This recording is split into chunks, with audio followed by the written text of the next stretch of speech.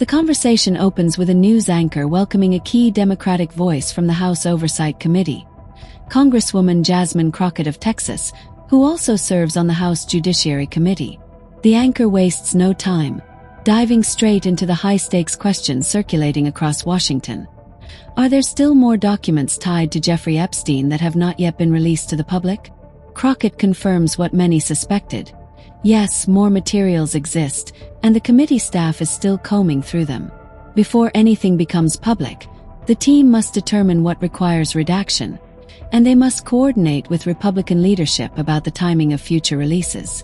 She stresses that additional disclosures from Epstein's estate are expected, but cooperation from the Department of Justice has been anything but encouraging.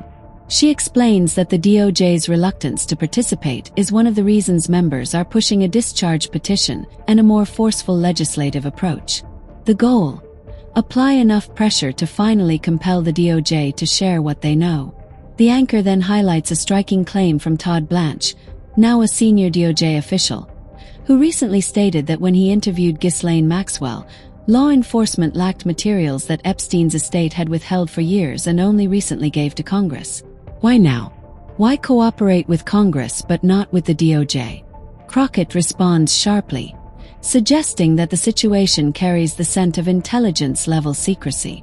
She notes the anchor's earlier slip calling Blanche the president's attorney, arguing that the label is accurate.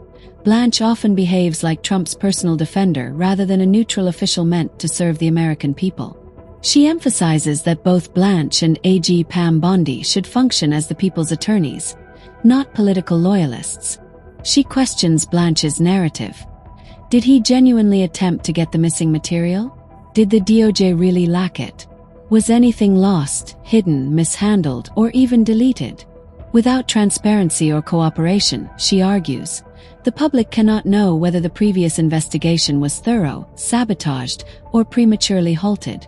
Crockett further warns that Trump has a documented pattern of obstructing investigations, alluding to the case of one of his allies accused of accepting tens of thousands in taxpayer funds from undercover agents.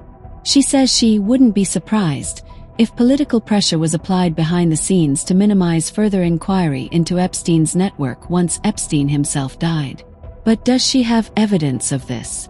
She answers honestly, no, and that's exactly why releasing the files matters.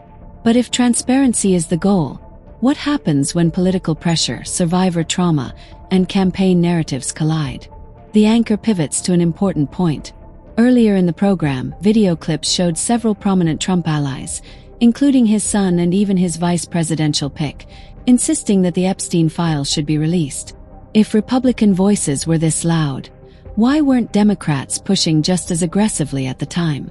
Crockett clarifies that Democrats were bound by legal constraints, not political hesitation.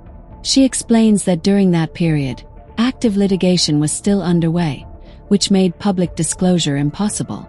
Democrats, she says, did not campaign on sensational issues. Rather, they focused on substantive concerns affecting everyday Americans: housing affordability, cost of living struggles, and long-term economic stability. She highlights Kamala Harris's housing proposal designed to make homeownership more attainable by offering a $25,000 down payment assistance program. That was the Democratic priority, not exploiting a case still entangled in court proceedings. Crockett notes that Ghislaine Maxwell wasn't convicted until the Biden-Harris administration, and even after conviction, her appeals continued. Disclosing sensitive documents during ongoing litigation violates procedure and could jeopardize prosecutorial efforts. Now, however, with no active prosecutions underway and survivors openly calling on Congress for full transparency, the timing has changed.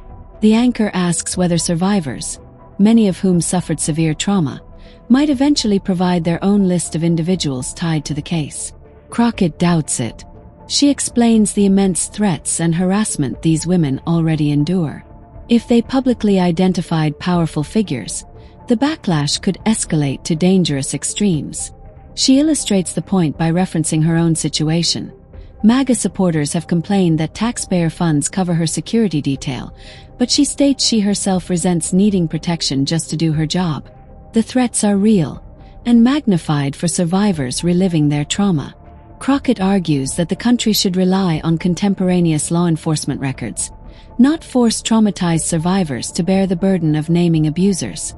Records created at the time of the alleged crimes carry legitimacy that cannot be dismissed as political. She condemns the disturbing reality that survivors fear retaliation from individuals loyal to a former president.